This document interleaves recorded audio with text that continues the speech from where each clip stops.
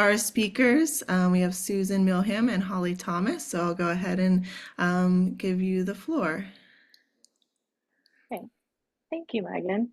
Mhm. Just before we get started, I'm just going to spotlight myself and Holly. That way, if you're, when we stop sharing our screen, you'll be able to see both of us as we're talking. So it should look like just the two of us are on the big screen now. Perfect. I see heads nodding. Thank you. That makes my system feel better. All right, I'm going to share my screen. This is always the dicey part, so bear with me.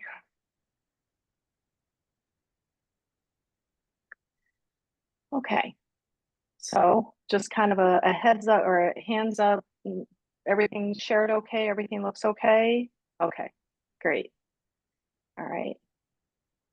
So welcome everybody to our presentation. So for those that don't know me, I'm Susan Millham and I'm a certified IFS therapist. I'm here in Morgantown and I'm the owner of Millham Psychotherapy Group. And I'm joined by my colleague, Holly Thomas. Hi, everyone. Yes, I'm Holly Thomas. I'm also a certified IFS therapist and located in Morgantown. And I'm the owner of Thomas Integrative Psychotherapy. And we are excited to share with you all about the 5 Ps of IFS today. So for time purposes, we're just going to have one of us controlling the slides, and that's me. So you may hear Holly ask me to, if I fall asleep, she might remind me to hit the next slide. And while I'm handling that, Holly's going to be handling the chat feature. So if you have any questions, feel free to put them in the chat. You can just put your name if you want us to call you out later. We can do that. Or if you have a question, you can put it in the chat and we'll come back to that at the end. We're also going to have some reflection prompts that we're going to offer at the end of the presentation. And I'm going to go ahead and, hold on. I'm going to paste our slides in there now. So hopefully those came through okay. And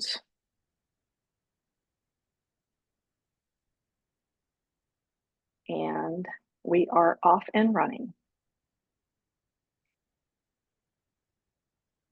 All right.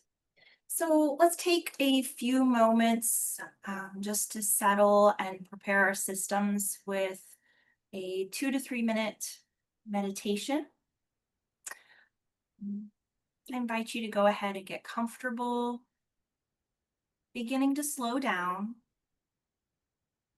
Let yourself arrive here in this moment, in your body, in your chair. Maybe close your eyes if that feels comfortable, or soften your gaze. And see if you can begin to slow and deepen your breath. And perhaps you can become aware of your heartbeat. If it feels right, you can place a hand on your heart or your wrist. And become aware of those resources that are ever present for us, even when they're outside of our awareness. This is much like self-energy, the core of healing in the IFS model.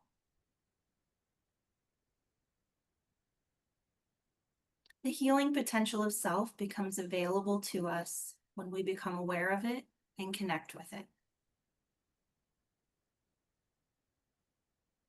Remind your parts that when they give you space, there's more self available to and for them.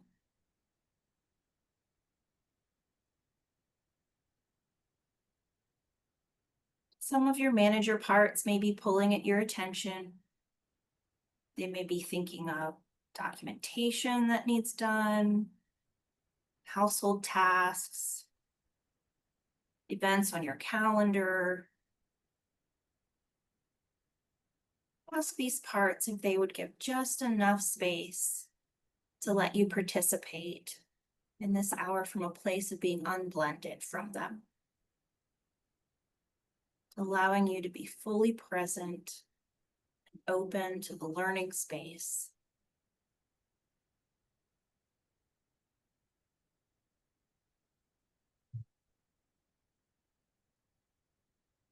You know, if it feels right, send your part some appreciation. When you feel ready, follow your out breath back into the learning space, holding as much spaciousness as you can as you open your eyes and begin to get curious about today's information.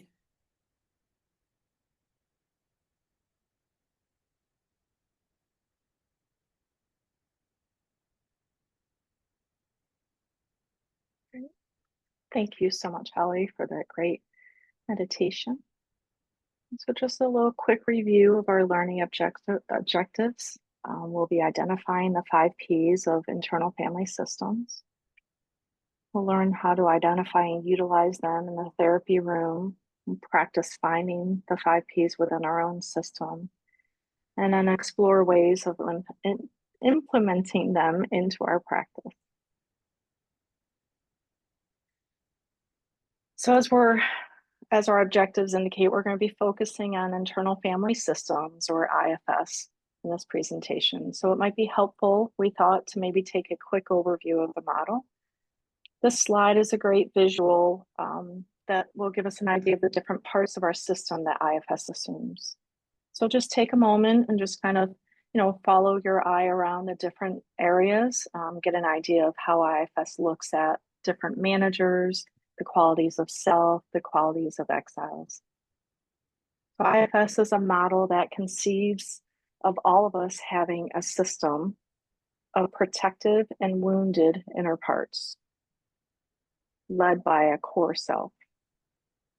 IFS believes that the mind is naturally multiple and that that's a good thing. Just like members of our family, our inner parts are forced from their vulnerable states into extreme roles within us. Self is in everyone. It can't be damaged, and it knows how to heal. IFS helps people heal by accessing and healing their protective and wounded inner parts. It creates inner and outer connectedness by helping people first access their self, and from that core, come to understand and heal their parts. IFS is a way of understanding personal and intimate relationships and stepping into life with the 8 Cs, which are confidence, calm, compassion, courage, creativity, clarity, curiosity, and connectedness. Professionals from many different backgrounds, such as body workers, legal mediation, school administration, or life coaches even, or even sometimes religious leaders, may utilize IFS to inform and guide their work.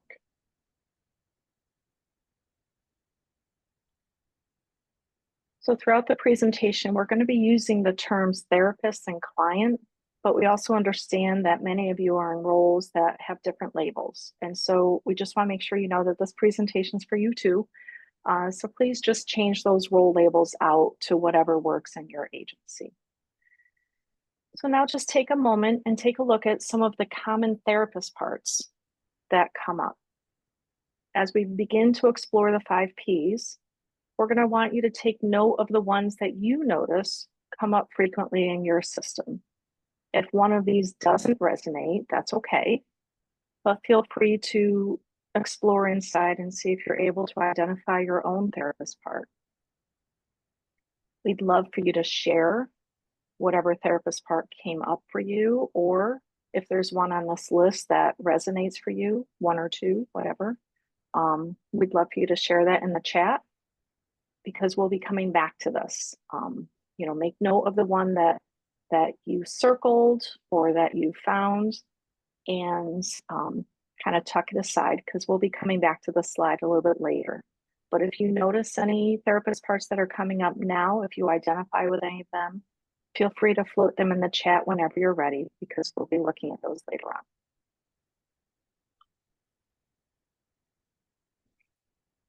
So for those of you familiar with IFS, you've probably heard a lot about the 8 Cs. The 8 Cs are qualities of self and are also how we can determine how much critical mass of self is present in our clients during sessions. And the 5 Ps describe how self energy manifests in the therapeutic process. When a therapist operates from critical mass of self-energy, they will embody presence, patience, perspective, persistence, and playfulness. And lean into any one of these qualities, and the others will tend to follow. Integrating the 5 Ps enhances the therapeutic relationship and provides better support for clients on their journey. Each of these qualities play a significant role in creating an effective therapeutic environment for the client. And we'll take time to explore each of these in more depth.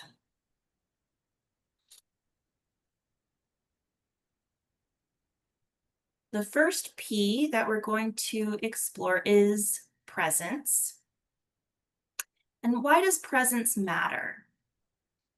It matters because parts of ourselves and our clients need to feel truly seen and heard. Being fully present allows us to connect deeply with these parts, providing them reassurance that they need to heal.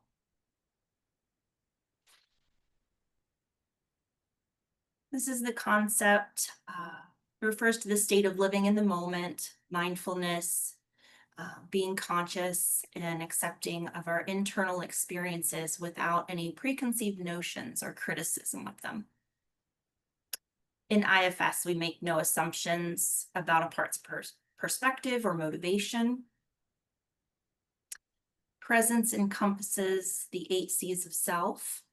Through being present, we can interact with our parts from a standpoint of openness, curiosity.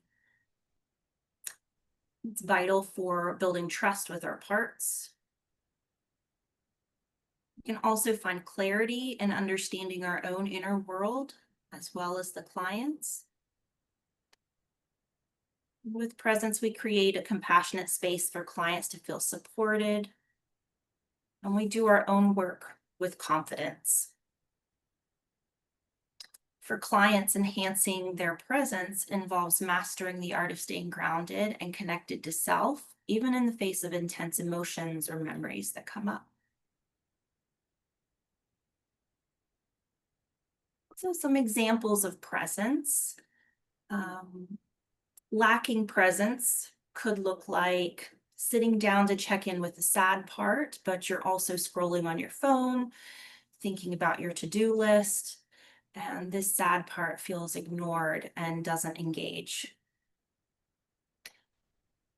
And an example of applying presence could instead look like taking a moment to ground yourself, focus on your breath, turn your full attention inward toward the part, say, I'm here with you, you have my full attention. And the part senses your presence and begins to connect with self.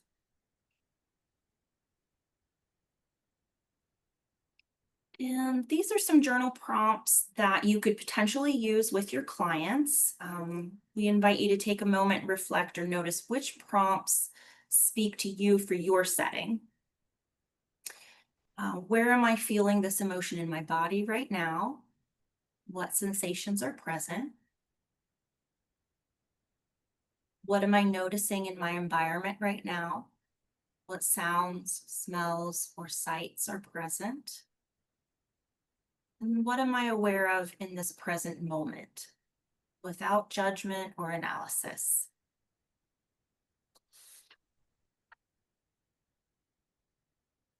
Our next P is patience.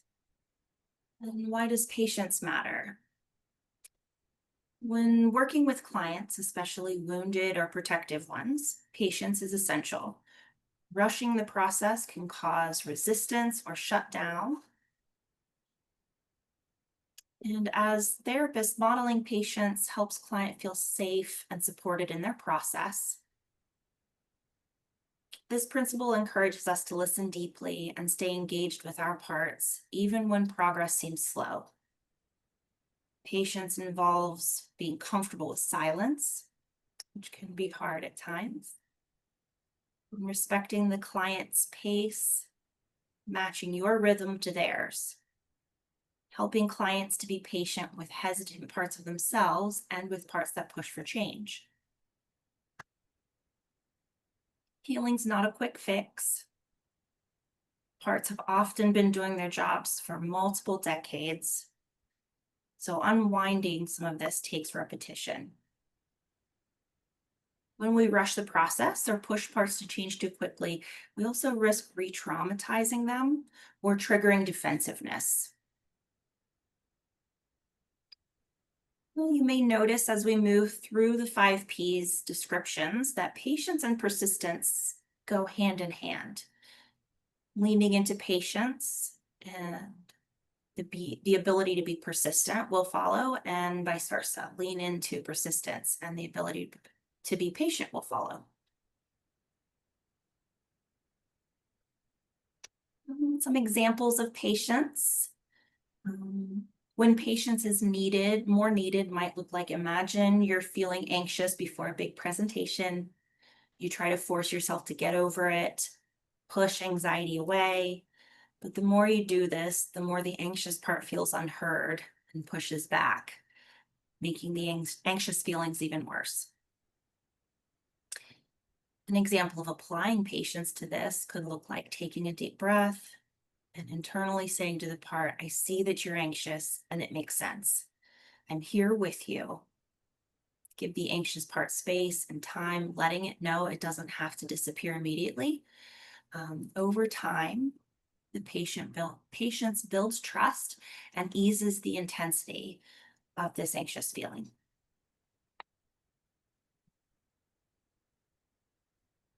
And again, these are just journal prompts that you could potentially use with clients, depending on your setting. What would it mean to allow myself to be where I am without needing to change anything? How can I offer myself patience and understanding in this situation? What is the pace of my internal process right now? Am I rushing or slowing down?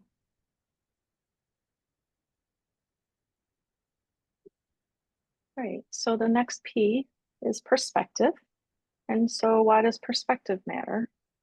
Often our parts hold strong beliefs based on past experiences. Gaining perspective doesn't mean convincing the part to think differently. Rather, it means opening multiple viewpoints and helping the part feel understood. So this is about understanding that each part of us has its own unique viewpoint, shaped by its experiences and role within the system. In IFS, we say a part is burdened. We mean it carries beliefs and feelings that are often outdated or extreme, stemming from past experiences.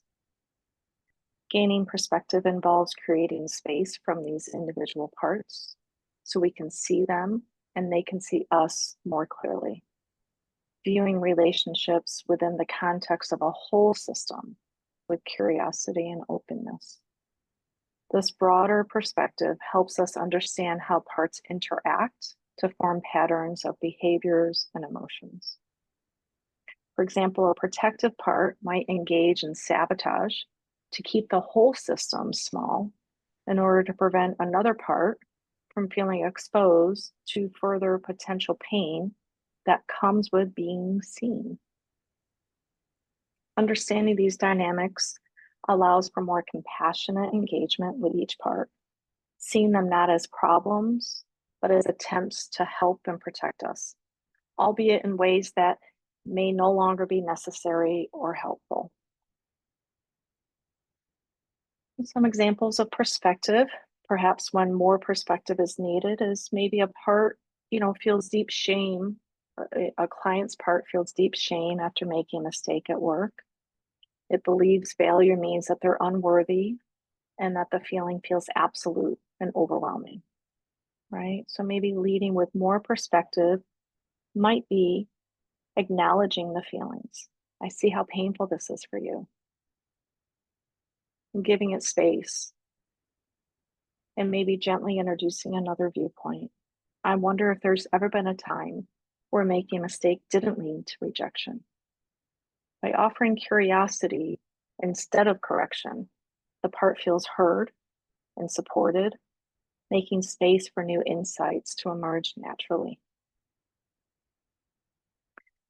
So again, here are some journal prompts to think about through the view of perspective and see what might land for you to use in your agency. So what different perspectives can I consider on this situation? How might others see it? What assumptions am I making about this situation? What might be another way to look at it? What part of me is holding on to this perspective?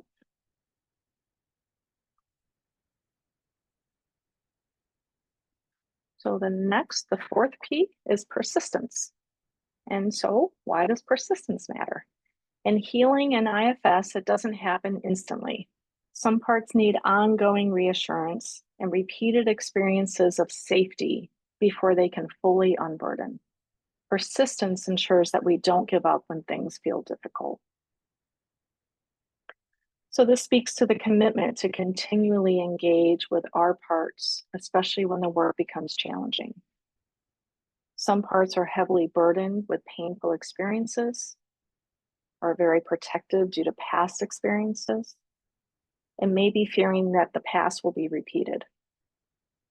These parts may be resistant or may try to sabotage the therapeutic process out of fear or a desire to protect us from perceived harm. Persistence does not mean pushing past or bulldozing through a part's resistance, but rather consistently returning to the work with a gentle, compassionate manner. It involves reassuring our parts that we are committed to their well-being, no matter how long it takes. This persistent engagement helps build trust, signaling to our parts that we won't abandon them, even when things get tough. So what does this look like in therapy? The persistence is mirrored in the therapist's stance as they consistently show up for the client, embodying the qualities of self and encouraging the client to do the same.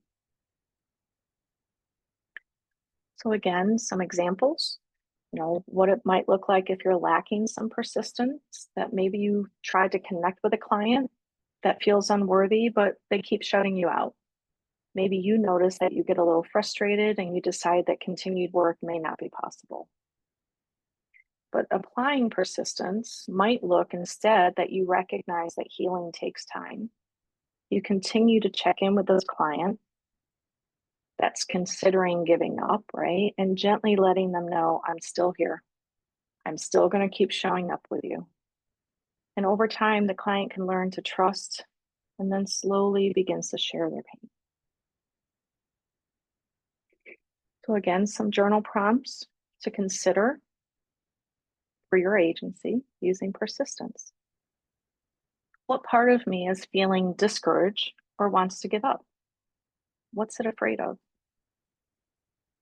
What can I learn from this challenge? And how can I use it to grow? What strengths and resources can I draw on to support my persistence? Our last P is playfulness. And so why does playfulness matter?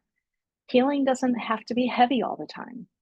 Bringing curiosity and playfulness can help parts feel safe and makes the progress or the process more engaging. So this might feel like an unusual concept in a therapeutic context, but in IFS, it's a vital aspect of engaging with our parts. Playfulness introduces a sense of lightness and creativity into the healing process. allowing us to approach our internal system with curiosity rather than fear and judgment. Contrary to what many people think, it is very rare where I have a session where there isn't a sense of lightness or laughter, even when dealing with very painful and intense material. When we're playful, we can explore our parts and their roles with a sense of openness.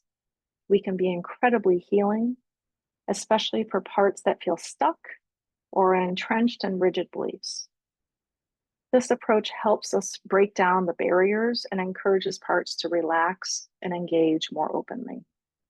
Playfulness can soften resistance, allowing for more fluid and flexible engagements. So, an example of lacking playfulness might look like if my cat accidentally ends an online session. I might feel flooded with anxiety and worry about the impact on my client, and I might be re-entering that session just filled with apologetic energy. But if I'm applying playfulness instead, maybe I might say, well, clearly my cat thought that we had reached a good spot to end. I've explained HIPAA to her, and she understands she needs to maintain your privacy, and I'll be reporting her to HR, right? Just lightening the mood. So again, some prompts for you to consider when thinking about playfulness in your agency. What part of me is feeling playful or curious? What does it want to explore? What would it be like to approach this situation with more lightness and humor? What parts of me need a break or a chance to relax and have fun?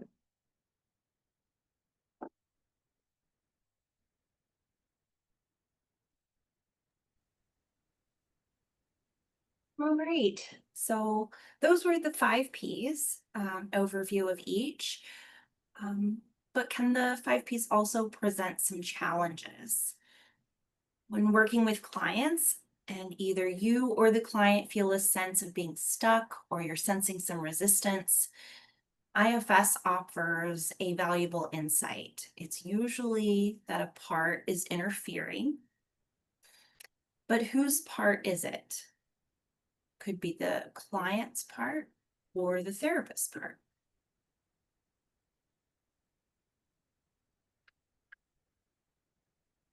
And again, just to acknowledge that we know we're using the language of therapist and client often through this presentation, but feel free to interchange that with the role labels of your own.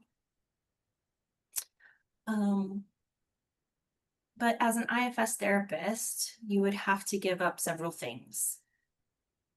Utilizing the IFS model is a complete paradigm shift. This is a non-pathologizing model where we're no longer restructuring cognitive distortions or creating behavior plans, discouraging destructive behaviors. We're leaning in with compassion to parts to learn their experiences and perspectives. IFS therapists will need to let go of being the expert in the room, controlling the direction and pace of sessions, using pathologizing labels with clients, blaming clients for resistance, and even avoiding doing your own work. And at times, these things can feel uncomfortable. There might be parts of us that feel they really like being the expert in the room or the leader of the session, having all the information, or likes being the blank slate therapist.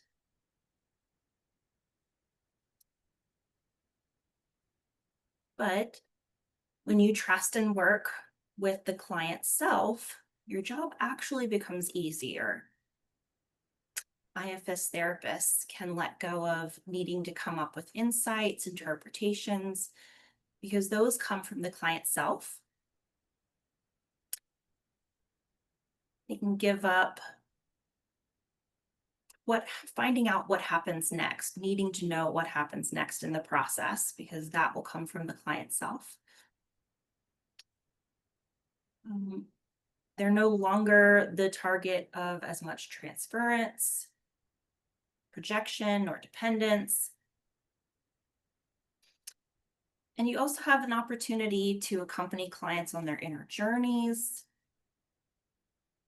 experience an open-hearted meditative state of connection, and can grow personally from practicing self-leadership in sessions with clients.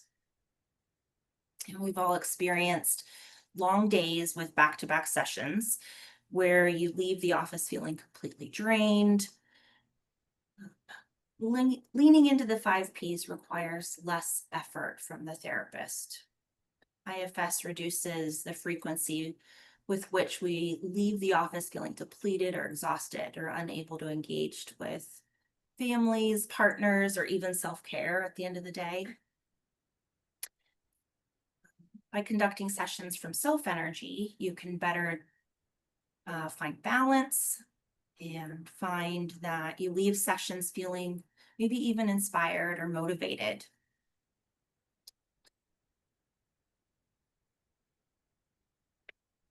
And so let's go back to this slide from the beginning where we had listed all the common therapist parts, and now take a look and find the one or ones that spoke to you and see what the suggested P might be. So this would just be the first P that Holly and I might consider, right? It's certainly not the only P, it's just an idea where to start. And so just taking a look at, noticing that with anger, the first P I might apply would be to find playfulness. If you're noticing that you have a lot of anger present in your system, whether it's directed towards this client or somewhere else, applying some playfulness might help. Silence filler is one I think that a lot of us, when we're early in our career, didn't know what to do with silence. And so perhaps we've gotten better as we've gotten more experience, but for those of us still struggling with filling silence, it's being present, right? Leaning into presence, recognizing that you can fill that space with energy and it doesn't have to be filled with words. Advice giver would maybe be a good place to lean into a little bit more perspective. And so, Holly, I'm curious, were there any other therapist parts offered in the chat, whether they're on our list already or if anyone had any new ones? So we have several people shared caregiving parts. That was there's several people with caregiving, a couple people with mediator, directive, cheerleader.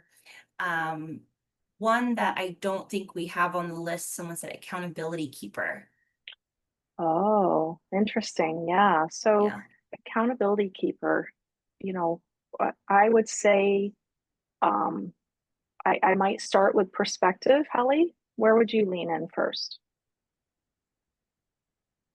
I think I might also go with perspective. Yeah. Kind of noticing like if I have an agenda, if I'm noticing that we're supposed to be accountable for A, B, C, taking a beat and noticing what perspective am I speaking from? Why do I have an agenda of what's happening? But yeah, that makes sense. Caregiving, you said, came up a few times. Same idea, I think. Again, I'm curious what you think, Kelly, but we had listed perspective first. Again, noticing where the motivation's coming from for your acts, what you're saying, what perspective are you speaking from? I think you said cheerleader. And so Yes. that can be patience, right? Trying to find that space of just being slow and maybe noticing the parts of you that want to really give that great feedback and just being patient to see if the client can offer that positive feedback to their own system, right? And just being a little bit more patient. And so did I hit all the ones that that came up.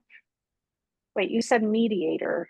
Is that one that we have? Oh, we do. So patience, same idea, Yeah, right? Same idea of noticing that desire to kind of lean in. So I like to think about when I need more patience is when I notice I'm actually somatically leaning in.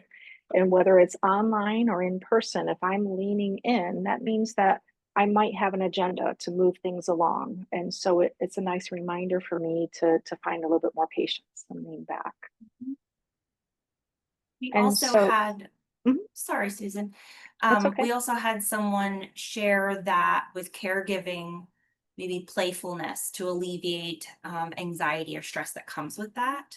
Yes. Yeah. And Um, so, and that's what we were just about to say, right? Is that as you start to notice them, there's so many different P's that can apply. But I think that's a great a thing to add is that, sometimes the playfulness is kind of a steam release, right? That we need. And in caregiving, especially for those of you who know, where I work specifically, the work I do with the great and wonderful Dr. Hash, there's a lot of stress with caregiving. And so trying to find ways to offer playfulness into the session can be really helpful and something I do offer as well. So great, great idea.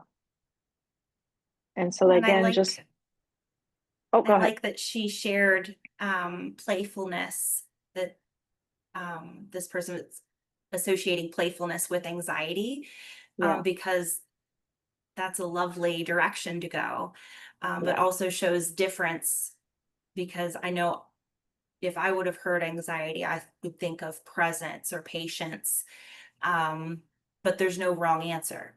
So, yeah.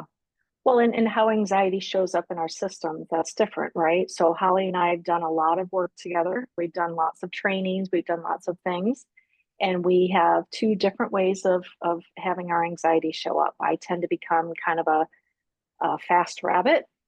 And Holly, what would you call yourself? I'm not going to label you. You're not a fast rabbit. no, I withdraw and slow down, Yeah. slow turtle, sloth Yes. like. And so we work very well together because of that. But noticing, just like we in the chat, that, anxiety can look different. So playfulness might be really helpful for one, and it might be more presence could be more helpful for anxiety. So a really good way of explaining how the P's could be applied in all different ways. Okay.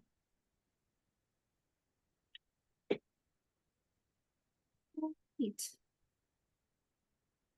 So before we move to some other question and answers, let's take a moment and write down your responses to some reflection questions, considering next steps. What is something that you've learned about your system? What therapist parts in your system will you follow up with? Maybe what part do you want to learn more about? And how might you use what you've learned today?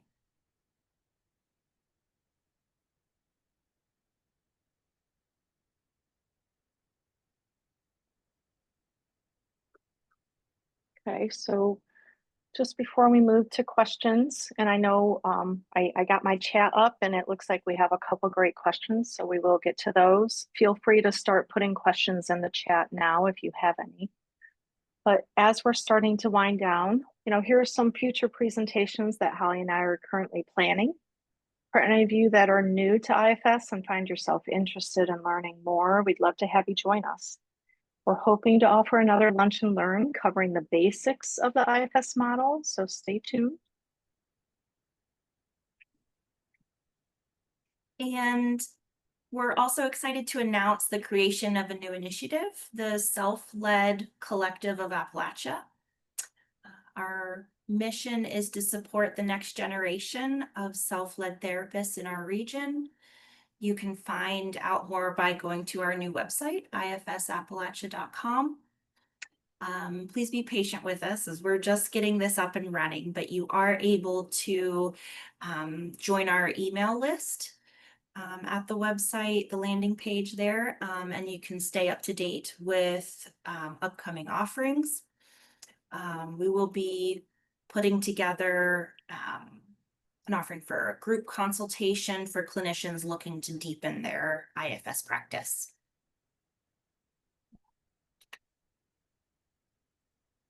And again, these slides I put into the chat, but I know Megan said that she'll be emailing them out as well. Before we leave again, I'll try to upload them to the chat again, just so you all have them, because I know sometimes, depending on when you joined, you may have missed them. Okay, so there's our good MSW reference page. Do we get check marks, Megan and Dina and Chris and all the other ones watching? Moving on. All right, so we're going to open it up to some questions and answers. You can feel free to raise your virtual hands. To do that, you hover down at the bottom. Typically, it's at the bottom under reactions, and you can hit raise your hand. Or you can just type your question in the chat, and we can read it for you and just bring it into the space. So I'm going to go ahead and stop sharing my screen now so I can come back to see those of you who are on. And I've pinned Holly and I, so you should be able to see both of us on the screen, so that helps, so you know who's talking. And I see Dina has her hand up. Oh, I think you're muted, Dina. Can never remember that part. Thank you, Susan and Holly. This is really, really interesting. So you all have shared about these different parts of self. And so really it kind of focuses on differentiation of the different aspects of self. Does this model at all also consider integration of these parts in any ways, or is that not a part of this model? So by integration, would you mean like a protector part integrating with like an exile part? Yeah, no, thank you. And you know, Okay. and I'm really not sure. I'm thinking about what's going through my mind is some sense of wholeness, integration of the wholeness of self, and how that might be part of this. Yep. And so the premise, I'll start it and I'm going to let Holly finish it because I'm sure she's going to have a great addition. The premise of IFS is that we all have self, and that we're not in or out of self, but it's about critical mass of self, how much self is present in any given moment, right? And so self is kind of the holder of our whole system. So self is kind of the CEO at the table with all of our parts sitting around the table. And so very gently, as we unburden those parts, whether they're exiles or firefighters, that self might remind them if they try to pop back up with that role, I've got this, we're okay, that's not happening right now. So the integration is more from the self view. Holly, what would you add to that? I always like the image of like Dick Schwartz has used the image of like a murmuring of birds, whereas you still have all the individual birds, but when you have an unburdened or self-led system, the birds follow the leader and all tend to fly together in harmony. There's not chaos where they're all like flying in different directions. Or like a school of fish, they kind of follow the leader. So when exiles and even protectors become unburdened, they start to look toward self for that leadership and reassurance and build trust in self. That's helpful. Thank you both. Yeah. Oh, you're welcome. And so I'm just going to scroll up because I thought I saw. Okay, so Yes.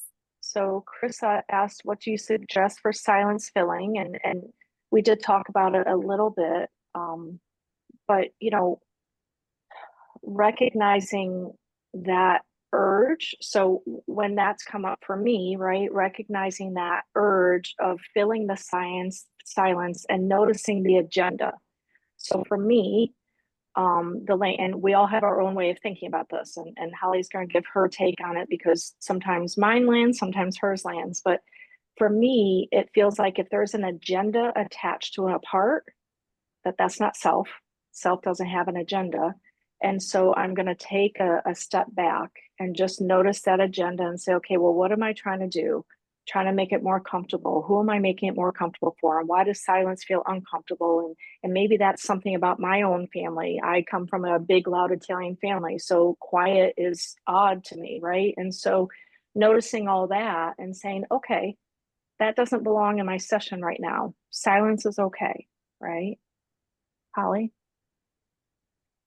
Yeah, I think of if I have a part that wants to fill the silence, you could, going back to the 5 Ps, like you could call on and lean into being present and staying in the moment, rather than if there's, I think of myself, if there's an anxious part saying, what if this client is uncomfortable? What if they're thinking A, B, or C? And just lean into that presence. And then maybe internally showing patience toward my anxious part of like, oh, I see why silence might be triggering an anxious part right now, if I've gotten to know that anxious part before. Yeah, great. So Sarah asked the question that is really helpful, and I know Missy offered a response that's appropriate too, but can playfulness ever backfire? And so, yeah, you probably don't want to be too playful in your first session, or you want to really make sure that you're understanding the language that people are speaking, right? Where they are, starting with very lighthearted, a gentle playfulness to begin with. But I certainly have clients that I've been seeing for a long time, and playfulness becomes an active part of our sessions. Just little, like the cat experience. I mean, that is a very real thing that has happened, right? And so, if I accidentally hit end on a session, I'll be like, I don't know, my system said we were done. Sorry. Do you really think you have more to offer here? And then we kind of laugh, and then we come back into the session, right? So just those little steam releases. And Missy said having rapport with your client, of course, right? So building that rapport and finding it. Again, with caregivers, it's a great release valve, whether they're, elderly caregivers or their younger parents taking care, sometimes it's just a little release that they need to just giggle about something, right? Okay. And so let me scroll down. I'll just mention too, timing of playfulness is something to consider. So tuning into your client and seeing the timing of when playfulness might be appropriate, and also cultural considerations too. Yeah, great. And we did a great presentation on cultural and legacy burdens that we had opened to the community before, but that may be something that we circle back to, because cultural awareness and understanding who you're speaking to and what they might be holding. I'm just going to say Elisa just put in that she's new to IFS, so she's thankful for the resources. Woo, woo. Welcome to the new club, the Cool Kids Club. Seems like the approach involves a lot of mindfulness, and it does, Chris, you're right. So it's a lot of like slowing down, even in our trainings, like using these meditations to just slow down and start to notice all of these parts that are coming up within us. And it really helps us find that focus. And then she says that she's happy that we're working together and educating the practice community. So I'm just going to jump off of that again. So this collaboration that Holly and I are doing, we're 2 of only 3 certified IFS therapists in the whole state of West Virginia. And so IFS Institute trainings are very expensive, and we get that.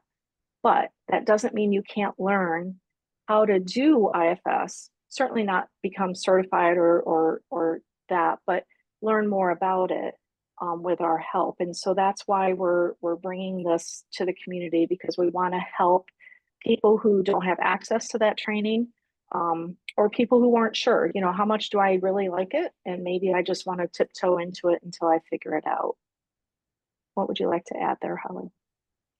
Um, just the accessibility piece. Like, this is a Yeah. model that I know I really believe in and have seen a lot of healing. I know Susan has too. And just being able to make IFS accessible has some real healing potential for our region. Yeah. So.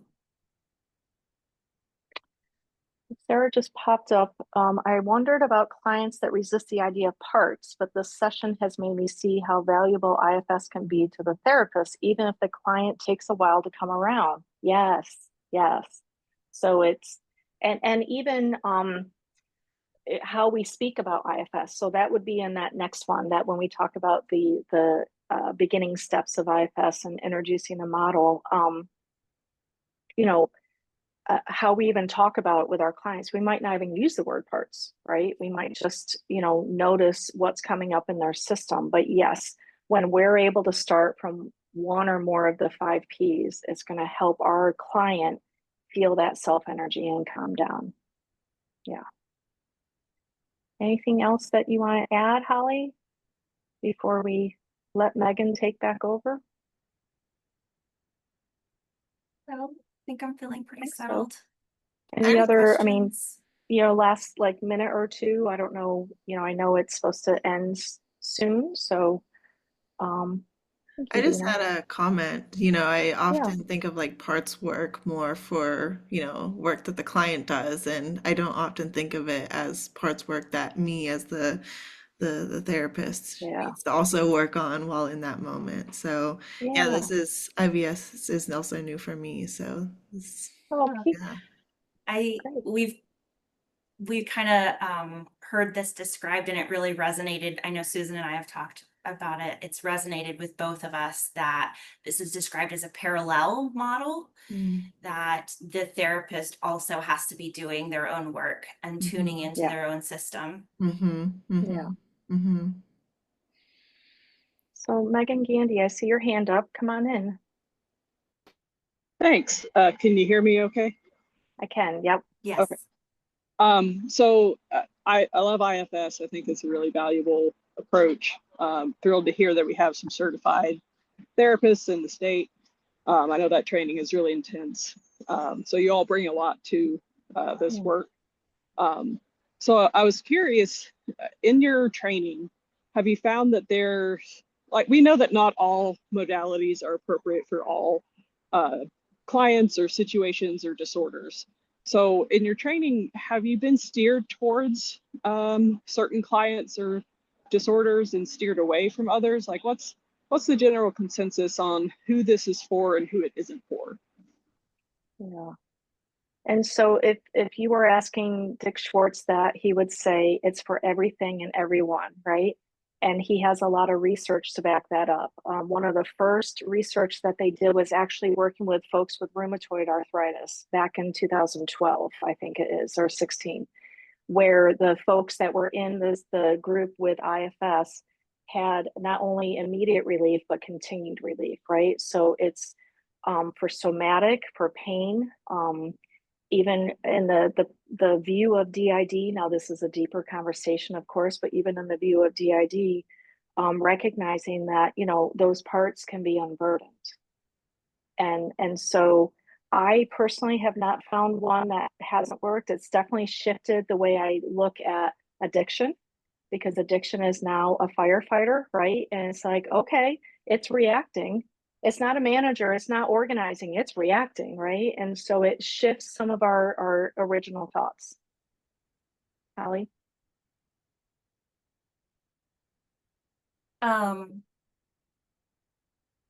Yeah, I think this might show my IFS nerdiness. But I do tend to feel like it's very widely applicable. And I find myself leaning into those, like working with those firefighter parts. I really enjoy working with people who may be struggling with substance use, with using IFS, just because there's so much compassion for those firefighter parts. But yeah, I think just so widely applicable. Yeah. Yeah, I appreciate that. That's good to know. I think I assumed it was more trauma and PTSD specific, which we also know that that is comorbid with a lot of other things. The Yeah. one that I'm having a hard time picturing is people with ongoing psychosis, schizophrenia, any of the Mhm. schizophrenia spectrum disorders, as well as clients that don't have a whole lot of insight. That the stereotypical categories of disorders that comes with. But Yeah. yeah, both of those, where do you fall on those? And so what can happen is IFS can still be really helpful, even if the client doesn't have access to critical mass of self. When the therapist is lending it to the space, they're having a reaction to that. They're absorbing that self energy that we're creating. So they might not have as quick of an improvement of symptoms. It may take longer, but just the presence of that self energy, the presence of their parts speaking, and this gets into the weeds a little bit, direct access and direct access, but like speaking to them and their parts feeling seen and heard with no judgment, right? Can be so healing. And even if that's all you do, so to speak, right? It's so healing because many times they're not seen and heard, those parts, right? And they just keep internalizing them because they're not able to speak for them. And I think the same, like those sessions, you're probably going to see, and this might be its own, lunch and learn about direct access, but there might be a lot more of the using the tool of direct access. Right. All right. Well, Yeah. it's 1 o'clock, so we want to be good holders of this space. So we're going to pass it back to Megan. But thank you all so much for coming and joining our lunch and learn. Yeah, thank Thank you you. so much. This was very insightful, and I learned a lot, and I'm sure a lot of, of us all did. So yeah, thank you again so much. And I'll get back to you, email you later with some of the results from this evaluation. But if you have a minute, everyone here, please to take that Qualtrics survey to provide us with some feedback. But yeah, thank you everyone, and have a great rest of the day. Yeah. Thank you, Bye, Holly and everybody. Susan. That was great. Thank you, Megan, Thank as you, well. Dina. Yep. Yeah, Thanks all. thank you. All right, I'm gonna end now. Okay. Thank you. Bye. Yep. Thanks. Bye.